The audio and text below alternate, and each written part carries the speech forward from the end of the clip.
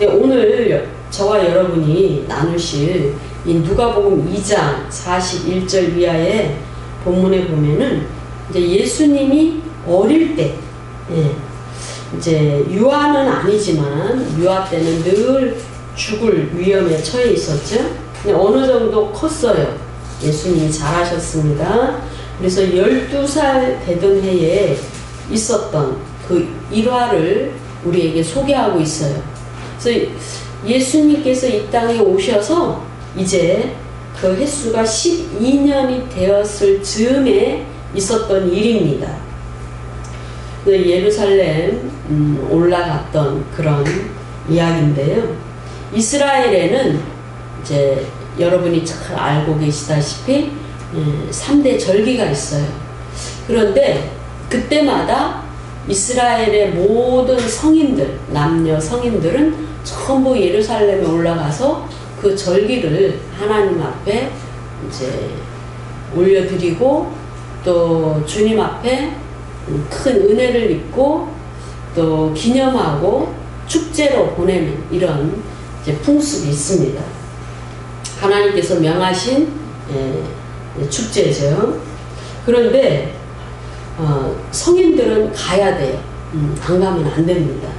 그래서 오늘 42절에 보시면 예수님도 12살 되었을 때에 이 절기에 따라서 올라갔다라고 이제 그렇게 쓰고 있죠. 그러니까 우리는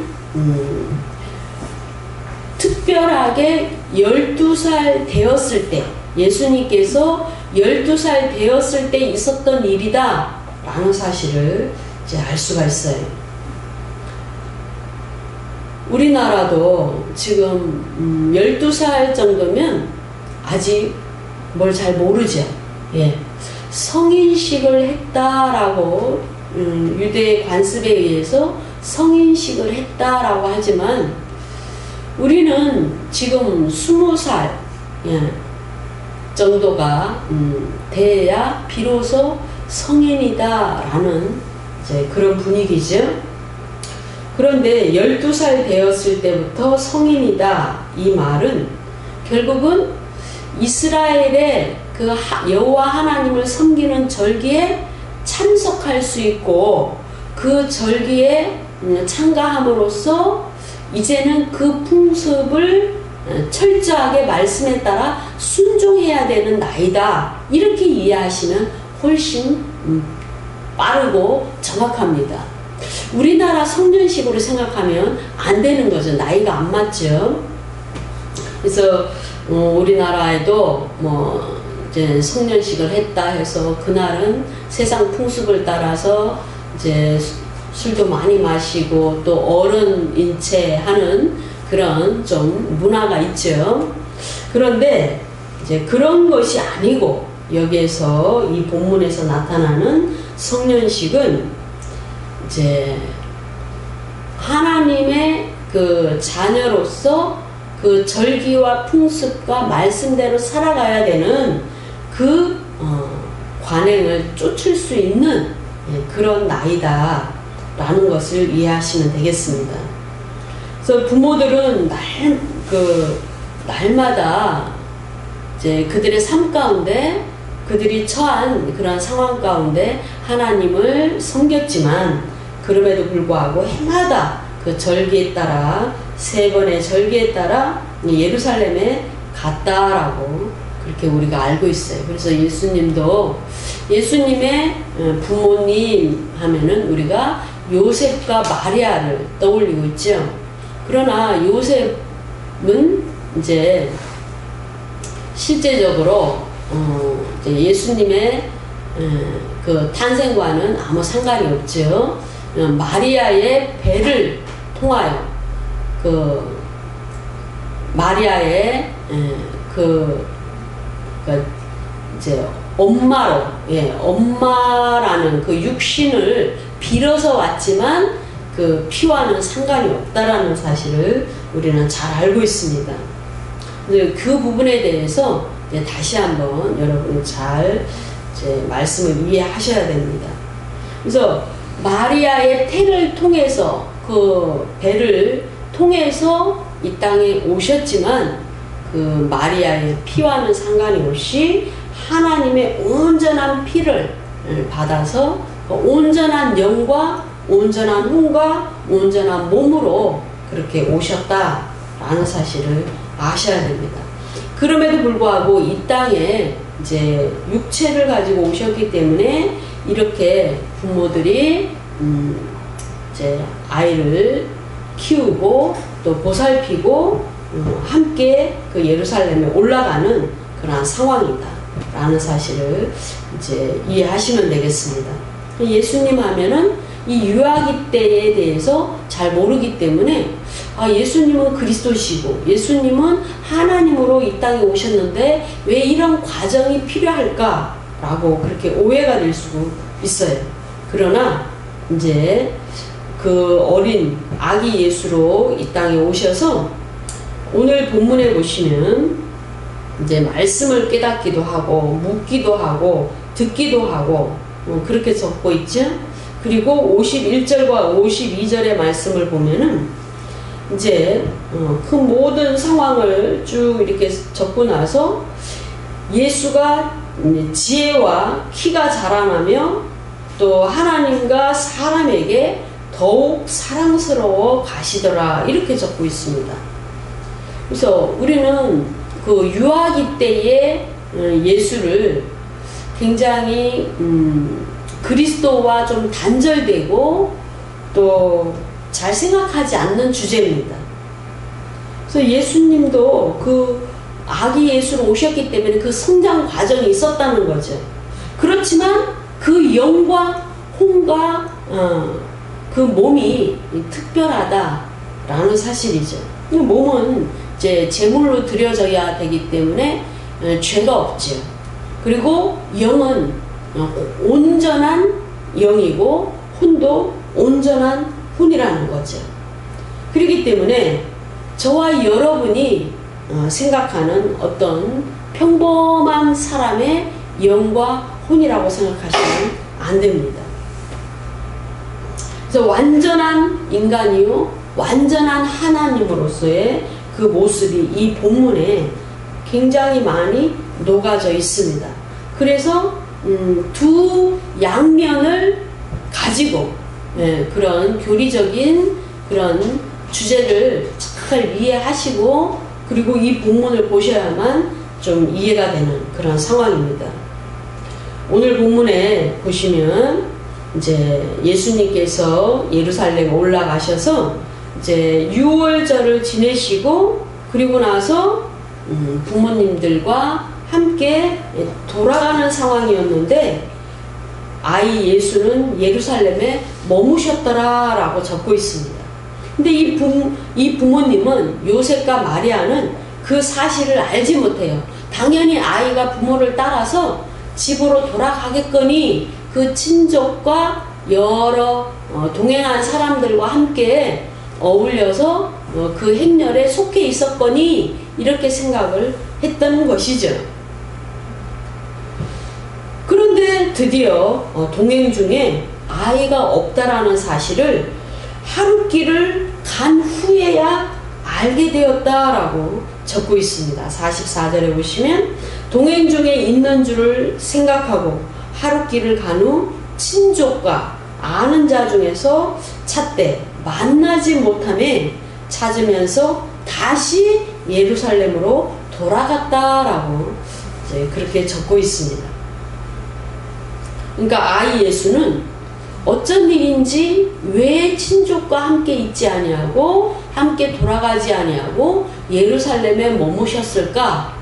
우리는 이 본문을 통해서 예수님께서 12살이 되면서 유대인의 그 성인들이 유월절을 지내면서 그 하나님을 섬기는 그러한 이제 한 성인으로서 하나님의 자녀로서의 한 독립된 개체로서 하나님 앞에 어떻게 서고 어떻게 하나님을 생각하고 하나님 말씀에 대해서 어떤 자세를 가졌는가 그 부분에 대해서 굉장히 정확하게 나타나는 사실을 알 수가 있습니다. 그냥 이 12살이 된 예수님은 아무 생각이 없이 부모를 따라서 그냥 관례대로 6월절이래.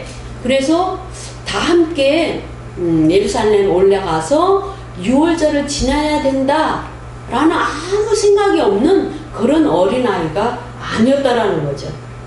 처음 그냥 평상적으로 처음 그 성년을 맞이한 그러한 평범한 아이가 아니었던 모습을 우리에게 보여줍니다. 예수님은 왜냐하면 완전한 인간이고 완전한 하나님으로서 이 영과 혼이 보통의 죄가 많은 그런 인간의 영과 혼이 아니었던 거죠. 그래서 그 처음 6월절을 그 6월절 상황에서 그 절기를 지키면서 이제 하나님을 더 깊이 생각하게 된 것입니다. 왜냐하면 완전한 영이고 완전한 혼이고 죄가 없기 때문에 이제 온전히 그 하나님의 말씀을 듣고 그런 절기를 지킴을 통해서 인간이 무엇이고 또 자신이 누구인지 그 정체성에 대해서 깊게 생각할 수 있었다라는 겁니다. 그 영이 완전했기 때문에, 그 온전한 영이었기 때문에 말씀을 대하고 그 절기를 지키면서 그 절기의 주인이신 하나님을 생각하고 절기의 주인공이신 그 주인공으로 오신 예수 자신이죠. 그 말씀을 대언할 때 많은 이제 변화가 보통 인간과는 다른 행동을 보였다라는 겁니다. 그래서 집으로 돌아가지 아니하고 예루살렘에 그대로 머물렀다라고 적고 있습니다. 이것은 어떤 모형을 보여줍니다. 왜냐하면 예수님께서는 그 6월절에 제물로 드려지실 하나님의 어린 양으로 이 땅에 오셨습니다. 그래서 마지막 때에 그 6월절 제물이 되시고 난 이후에는 정말 그 예루살렘에 오래 머물러셨습니다. 그리고 마지막 때에 제물로 드려지기 위해서 예루살렘에 오셨을 때도 일주일 동안 그 예루살렘에서 머무신 것을 볼 수가 있습니다. 그래서 굉장히 이 모습이 처음 성년이 돼서 예루살렘에 오셔서 고향으로 바로 돌아가지 아니하고 부모와 친족과 함께 어울려 돌아가지 아니하고 여전히 예루살렘 성에 머물러서 말씀을 듣고 그 말씀 가운데 고요히 이렇게 좌정하신 이런 모습이 상당히 마지막 그때에 예수님께서 그 예루살렘에서 머무신 모습과 굉장히 겹쳐지는 모습이 있다라는 겁니다. 그리고 인간으로서 완전한 영과 완전한 혼을 가지고 계신 그 하나님, 그 예수님이셨기 때문에 말씀을 들을 때 금방 깨달아졌다라는 거죠. 우리가 전도를 할 때 세상 사람들을 보면은 아무리 말씀을 전해주고 복음을 전해도 반응이 없습니다. 왜요? 그 혼은 죄로 더럽혀졌고 어지러움과 혼탁함과 어두움이 가득하고 세상의 죄로 사로잡혔던 혼이었기 때문에 반응이 없습니다. 깨닫지를 못합니다. 그런데 12살밖에 안 된 그 예수님, 여전히 어린 나이인 그 예수님은 말씀을 들을 때 바로바로 깨달아서 그 듣는 자도 놀라고 그 자리에 있는 모든 사람들이 놀라고 또 대답을 할 때에 전부 놀랐다라고 기록하고 있습니다. 이러한 모습을 본 부모님도 놀랐다라는 거죠. 48절에 보시면 그의 부모가 보고 놀라며 그의 어머니는 이르되 아이야 어찌하여 우리에게 이렇게 하였느냐 보라 내 아버지와 내가 근심하여 너를 찾았노라 이렇게 기록하고 있습니다.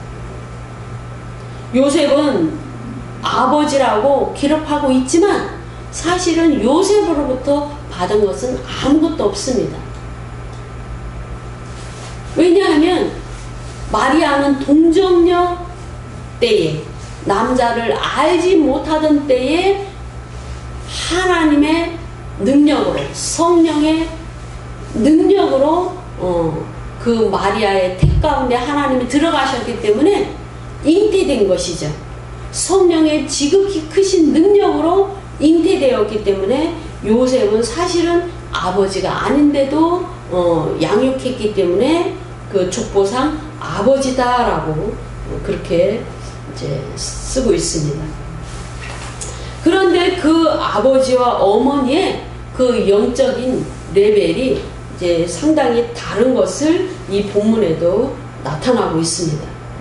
49절에 보시면 예수께서 이르시되 어찌하여 나를 찾으셨나이까? 내가 내 아버지 집에 있어야 될 줄을 알지 못하셨나이까? 이 놀라운 말씀입니다.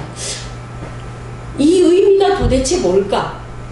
본인의 예수, 그 처음 성년이 된 예수 그분이 자신에 대한 정체성을 드러내는 것일까?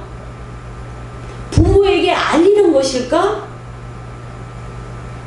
아니면 하나님이 예수가 누구신지를 알리시는 말씀일까? 여러 가지 생각을 하게 됩니다. 그런데 우리가 더 초점을 맞춰야 되는 것은 말씀을 나누었던 것처럼 이 배경이 유월절이라는 사실입니다. 다른 절기가 아니고 오순절도 아니고 아니면 장막절도 아니고 유월절이라는 거죠.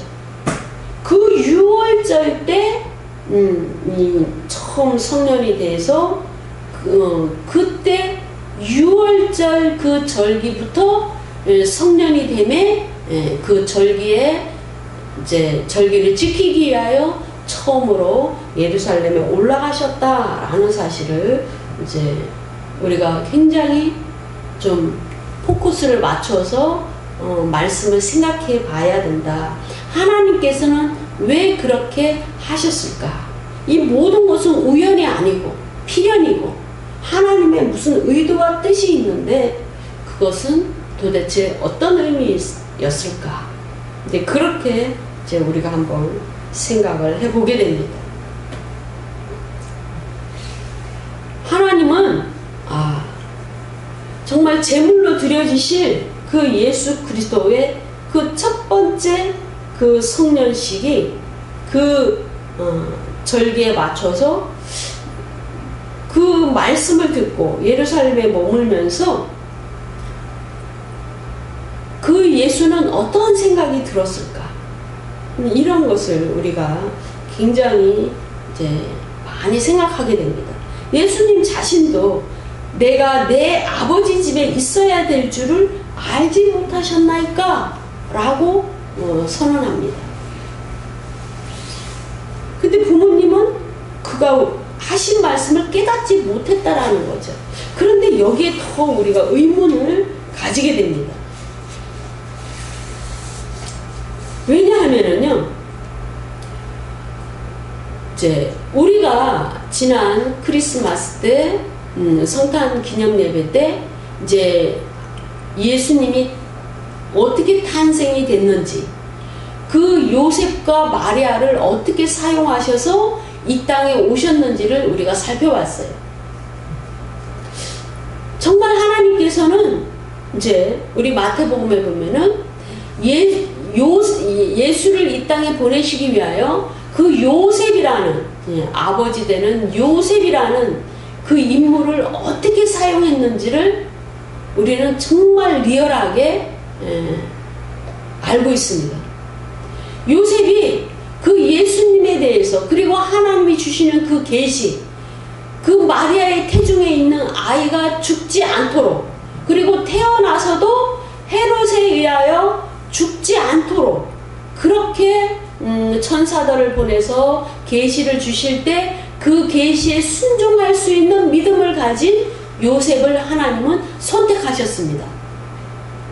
하나님의 계시에 대해서 열려있고 하나님을 전폭적으로 순종하고 복종할 수 있는 요셉을 선택하셨어요.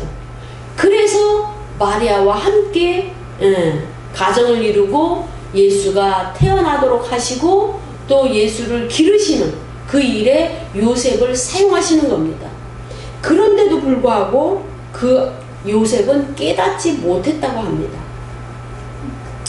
마리아의 태중에 아기 예수가 있었을 때 하나님이 얼마나 각별하게 꿈에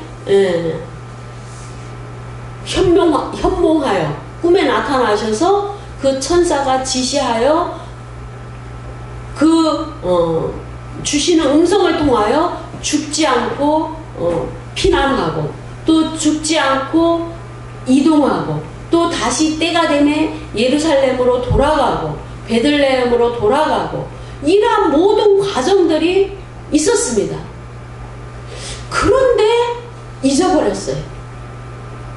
우리가 보통 인간도 보세요.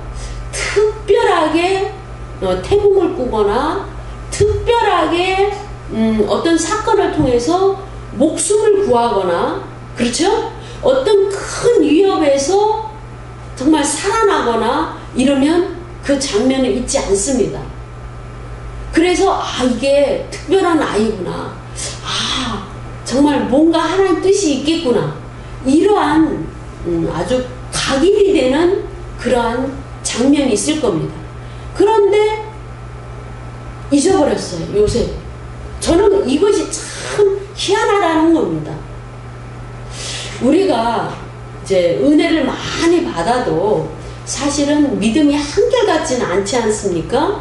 예, 종도 마찬가지예요. 그런데 그런 건 다 이해가 돼요. 그러나 우리가 예수님이 마리아의 태중에 있을 때, 복중에 있을 때 정말 하나님께서 그 마리아를 버리지 않도록 마리아 데려가기를 주저하지 않도록 그리고 그 복중에 아이가 죽지 않도록 그렇게 현몽하여 인도하신 것을 생각하면 예수님이 태어난 이후에도 이 아이는 특별한 아이야. 이 아이는 하나님이 주신 아이야. 이 아이는 하나님에 의해서 생긴 아이야. 이 아이는 장차 구원자가 될 아이야. 마리아가 분명히 한 얘기가 있을 거예요. 그 남편 되는 요셉과 많은 이야기를 대화를 나누었을 겁니다. 그런데도 불구하고 내가 내 아버지 집에 있어야 될 줄을 알지 못하셨나이까? 라고 말씀을 했는데 그 부모가 그가 하신 말씀을 깨닫지 못하였다 라는 얘기가 저는 참 이해가 안 돼요. 여러분들은 어떻습니까? 그래서 저는 이 말씀을 언젠가부터 한번 좀 깊게 다뤘으면 하는 생각이 있었습니다. 그러나 그냥 단지 표면적으로는 예수님의 유아기였고 조금 지나고 나서 처음 성년이 되는 아주 평범해 보이는 표면적으로는 굉장히 평범해 보이는 본문이라서 그렇게 다루기가 쉽지 않습니다. 그런데 그 성탄절에 연결되는 주일이라서 저는 이 본문이 한번 여러분과 함께 다뤘으면 하는 그런 본문이었습니다. 그만큼 그 사건을 잊어버리고 요셉은 살았다라는 겁니다. 아이가 태어났는데 그냥 평범해 보여요. 예. 그리고 너무나 착한 아이고 그렇습니다. 그런데 우리는 여기에서 더 나아가서 한번 생각해 봐야 돼요. 왜 그러냐면요. 요셉도 그 직업이 목수였을 것이다 라고 추정을 하고 있어요. 네. 그 당시에는 대부분 그 직업을 이렇게 한 가정 안에서 내려가면서 같이 이렇게 함께 그 직업을 누리는 것이 보편적이었어요. 왜냐하면 예수님의 직업이 목수였는데 그 아버지를 따라 그 일을 했을 것으로 추정을 하고 있어요. 그런데 이러한 사건 이후에 지금 52절에서 예수는 지혜와 키가 자라가며 하나님과 사람에게 더욱 사랑스러워 가시더라 라는 말씀이 있기는 해요. 그런데도 불구하고 아직 때가 되지 않았기 때문에, 예수님의 사역에 때가 되지 않았기 때문에 예수님은 그 이후에 계속 요셉을 따라, 아버지 요셉을 따라 평범하게 목수 일을 하면서 가정을 돕고 동생들을 이끌고 그 가정에서 자신이 처한 위치를 잘 지키면서 그렇게 살고 있었다라는 사실을 알게 됩니다. 그러니까 처음 그 12살이 되면서 성인식을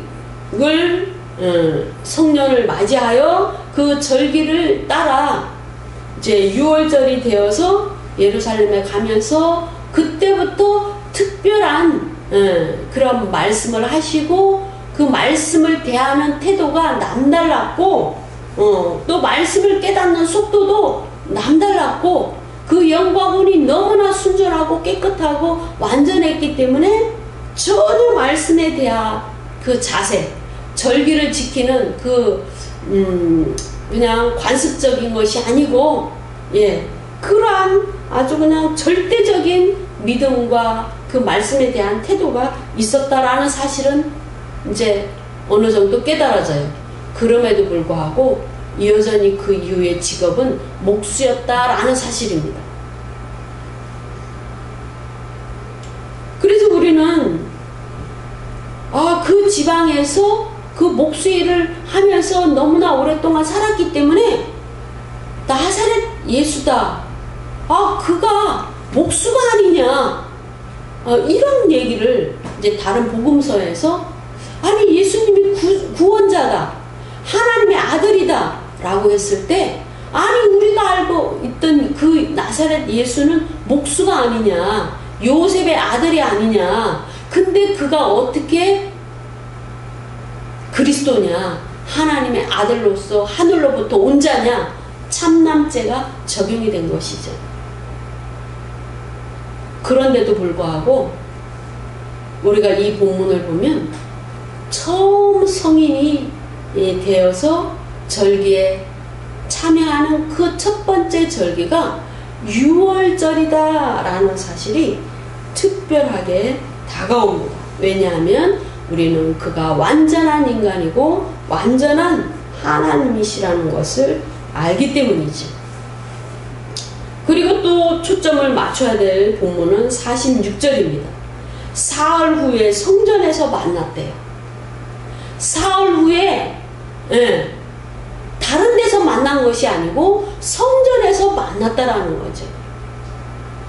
6월절 제물이 되신 그분이 3일 후에 일주일 동안 그 예루살렘에서 지내다가 일주일 후에 온전한 제물이 된 그 어린 양들은 일주일 후에도 흠이 없는 어린 양들은 제물로 드려지잖아요. 그렇죠?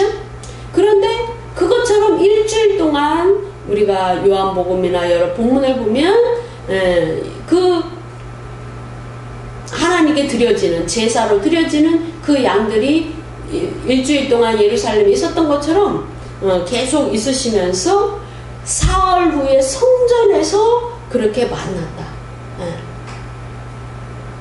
그 성전 안에서 일주일 동안 예비된 준비된 그 양들이 성전 안에 있었잖아요.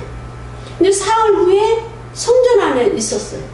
3이라는 그 숫자는 우리가 출애굽기에 보면은 이 백성은 여호와 하나님을 섬기고 여호와 하나님께 절기를 드려질 이스라엘 백성이다, 내 백성이다. 그러니까 바로 너는 내 백성을 보내라 라고 할 때도 3일길 쭉 떨어져서 그때 절기를 지키러 이 백성을 보내달라 라는 본문을 우리는 알고 있습니다. 3이라는 숫자는 세상과 구별된 숫자요, 하나님의 숫자요, 특별한 숫자입니다. 그래서 3일 후에 성전에서 만났다라는 거죠. 하루길쯤 갔는데 못 찾았어요. 그러면 다시 돌아오면 하루가 걸려서 이틀 만에 만났어야 되잖아요. 그렇죠? 그런데 3일 후에 만나게 되는 거죠. 그러니까 정확한 계산은 안 되는 거죠. 보세요. 그들이 하루길쯤 갔는데 아이가 없어진 걸 알았어요. 그럼 부모의 마음이 너무 놀래고 애가 타는 거잖아요. 그렇죠? 그러면 허겁지겁 왔을 것 같아요. 굉장히 급하게 왔을 것 같아요. 그렇죠? 그러면 다시 하루길쯤 오면은 이틀 만에 만났어야 되잖아요. 그렇죠? 근데 3일 후에 성전에서 만났다라는 것은 결국은 예수님이, 아이인 예수님이 설마 성전 안에 그 말씀이 선포되는 그 자리, 말씀을 들을 수 있는 그 자리에 있을 것을 알지 못하여 다른 곳을 찾았는데 찾지 못하고, 드디어 다 찾았는데 찾지 못하고 혹여나 성전에 있을까 하고 성전을 가봤을 때 그곳에서 만났다, 이렇게 생각할 수가 있습니다. 그래서 예수님은 자신의 정체성을 이때부터 드러내고 있고 잘 알고 있었고, 또 마지막 때에 그 유월절 어린 양으로 드려질 예수 그리스도의 그 여러 모습이 이렇게 암시되는 그런 모습을 우리에게 보여준다라는 사실을 우리는 알 수가 있습니다. 우리는 나사렛 예수시죠. 그렇죠? 나사렛이라는 동네에서 살았다라고 합니다. 목수로서. 그리고 많은 동생이 있었어요. 그런데 이제 우리가 요한복음 2장에 가면 가나의 혼인잔치가 있죠. 근데 가나라는 지역은 나사렛에서 정 북쪽으로 얼마 떨어지지 않은 지방이에요. 동네입니다. 그래서 이 나사렛 예수에 대한 그 소문이 충분히 전달될 수 있는 그런 동네가 가나입니다. 가나. 정 북쪽으로 얼마 안 떨어졌어요. 근데 요한복음 2장에 보면 가나의 혼인잔치가 있잖아요. 그죠? 근데 그곳에서 우리가 너무나 잘 알고 있듯이 포도주가 떨어졌습니다. 혼인잔치에 포도주가 떨어졌어요. 혼인잔치에 포도주가 떨어지면 굉장히 실례입니다. 왜? 초대한 손님들이 충분히 먹고 마실 수 있는 포도주를 주인은, 혼례식을 준비하는 집주인은 준비했어야 돼요. 그렇죠? 굉장히 당황스럽잖아요. 그죠? 돈이 없었는지 뭐 어떤 사정인지는 모르지만 떨어졌습니다. 그런데 그 혼인잔치에 갔다라는 것은 결국은 그 혼인잔치를 치르는 집과 무슨 관계에 이제 있었다라는 사실을 알 수가 있지. 근데 그곳에서 처음으로 이제 물을 포도주로 변화시키는 그 기적의 현장이 되었습니다. 마리아는 마음에 두었다라고 얘기합니다. 51절에 예수께서 함께 내려가사 나사렛에 이르러 순종하여 받드시더라. 부모를 받들면서 목수로서 살고 있었다는 거죠. 그러나 그 어머니는 이 모든 말을 마음에 두니라 그랬어요. 아버지는 아니고. 요셉은 아무 생각이 없었어요. 요셉은 별 큰 의미를 두지 않았다. 무슨 말이지? 그냥 지나갔다. 이런 의미로 받아들일 수가 있죠. 그런데 그 어머니는 이 모든 말을 마음에 두었다라는 겁니다. 그런데 이 말씀과 요한복음 2장과는 잘 매칭이 된다라는 거죠. 혼인잔치에서 포도주가 떨어졌어요. 그런데 그 어머니가 예수님께 이제 요청을 하는 겁니다. 포도주가 떨어졌다.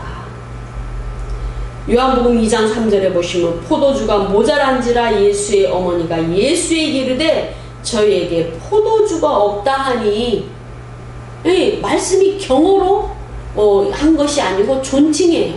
저희에게, 그러니까 저 사람들에게 포도주가 없다. 얘야 포도주가 떨어졌다, 이런 의미가 아니에요. 예. 그러니까 예수께서 가라사대 여자여 어머니여 이렇게 안 했어요.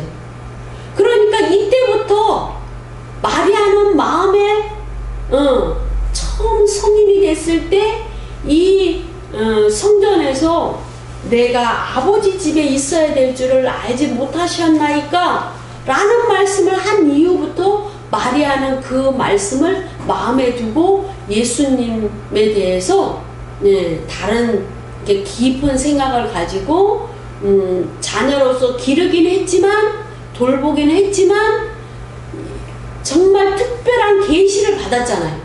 이 아이는 장차 이스라엘을 구원할 자고 만민을 구원할 자고, 이런 계시를 마리아는 그 예수를 가지면서 직접적으로 받았잖아요. 그 계시를. 그렇죠? 그러니까 잊어버리지 않는 거죠. 그런데 이 성년식을 처음 맞아서 그 유월절을 통하여 예루살렘에 올라가서 겪었던 그 일 이후에 그 사이에 어떤 사건들이 있었고 예수님과 마리아 사이에 어떤 관계로 지냈는지는 우리가 정확하게 알 수는 없지만 그 사이를 한꺼번에 연결시켜주는 그 사건이 요한복음 2장 사건이다라는 사실을 저는 굉장히 와닿습니다. 왜냐하면 정말 생각해 보세요. 그 나사렛에서 얼마 떨어져 있지 않은 가나라는 지방의 그 마을에 갈릴리 가나에 혼인잔치가 있는데 어떤 친분이 있어서 어머니와 예수님이 함께 가셨다는 거예요. 그런데 포도주가 떨어지면 그 어머니 마리아가 주인에게 포도주가 떨어졌습니다, 주인장 포도주를 더 내오십시오, 이렇게 말한 것이 아니고 예수님에게 포도주가 떨어졌나이다 라고 말했다는 거죠. 그런데 예수님은 어머니 그러면 주인에게 말씀하세요 이렇게 말하지도 않았고, 어머니 내가 그러면 어떻게 합니까 이렇게 말하지도 않았고, 예수님은 여자여 나와 무슨 상관이 있나이까 이렇게 말을 했다는 거죠. 여자여라는 말은 이렇게 무시하고 좀 이렇게 낮춰서 하는 말이 아니고 굉장히 그 당시에 그 높인 말입니다. 어머니라는 단어와는 달라도 굉장히 여인에 대해서 존귀한, 우리나라의 뭐 어떤 귀부인이나 여사라는 표현과 같은 그런 표현이에요. 그래서 여자여 나와 무슨 상관이 있나이까 이렇게 말을 했다는 거지. 내 때가 아직 이르지 못하였나이다. 어머니가 듣도록 이 말을 했다라는 것은, 이렇게 예수님이 말씀하셨다라는 것은 마리아가 그동안 이 누가복음 2장 이 사건 이후에 마리아는 그 말씀을 마음에 담고 어린 예수지만 정말 세상을 구원하고 예루살렘의 그 구원을 위하여, 이스라엘의 구원을 위하여 하나님이 보내신 자로 대하지 않았을까라는 짐작을 하게 하는 본문입니다. 내 때가 되지 아니하였다. 그런데 5절에 보시면 요한복음 2장 5절에 예수는 그렇게 말씀하셨는데, 예수님은 말씀하셨는데 그 마리아 어머니는 하인들에게 이르되 너희에게 무슨 말씀을 하시든지 그대로 하라 하니라. 대충 때를 짐작하고 있었다라는 의미입니다. 마리아는 때를 대충 짐작하고 있었다는 거예요. 예수님은 내 때가 되지 아직 않았다. 그 때라는 것은 하나님으로서 그 구원 사역을 시작할 때가 되지 아니하였다라는 의미죠. 그런데 어머니 마리아는 하인들에게 너희에게 무슨 말씀을 하시든지 그대로 하라라고 하셨다는 겁니다. 그러니까 우리는 오늘 누가복음 2장에서 51절에 그 어머니는 이 모든 말을 마음에 두니라 라는 말씀은 굉장히 의미가 있는 말씀이라는 거예요. 요셉과는 전혀 다른 마리아의 그 모습을 우리는 짐작할 수 있는 본문이라는 거죠. 요셉의 무지와는 좀 다르다라는 겁니다. 그래서 이 말씀을 들으면 지혜가 생겨요. 그런데 그 지혜가 온전한 영과 온전한 혼을 가졌기 때문에 남다르다. 정상적인 인간과는 전혀 다르다. 그래서 52절에 예수는 지혜와 키가 자라가며 하나님과 사람에게 더욱 사랑스러워 가시더라 라고 말씀을 적고 있습니다. 이 지혜는 놀라운 지혜죠. 그래서 우리는 하나님께서 이렇게 정말 너무나 짧아요. 그래서 우리가 그 외경이나 이런 본문에 보면은 예수님의 유아기 때에 대해서 이제 잠깐씩 나오는 그런 본문들이 있어요. 그렇지만은 굉장히 이 귀한 본문이에요. 성경에는 잘 나타나지 않습니다. 왜? 하나님이셨기 때문에 그 구원자로 오셨기 때문에 그런 시기에 대해서 우리에게 이제 특별하게 이제 전달하실 이유가 없기 때문에 이제 많은 본문이 이제 우리에게 제시되지 않는 것으로 우리는 이해합니다. 그런데도 불구하고 이 누가복음 2장 52절에 예수는 지혜와 키가 자라가며 하나님과 사람에게 더욱 사랑스러워 가셨다. 굉장히 인정을 받고 돋보이고 특별하고 온전한 모습을 보여줬다. 온전했기 때문에 사랑을 받죠. 그렇죠? 온전하지 않으면 어떻게 사랑을 받습니까? 그렇죠? 그래서 그 이후에 성년식 이후에 그 모든 신앙과 그 인생의 여정이 온전했구나. 그래서 사람들에게도 사랑을 받았구나. 그렇게 알고 있습니다.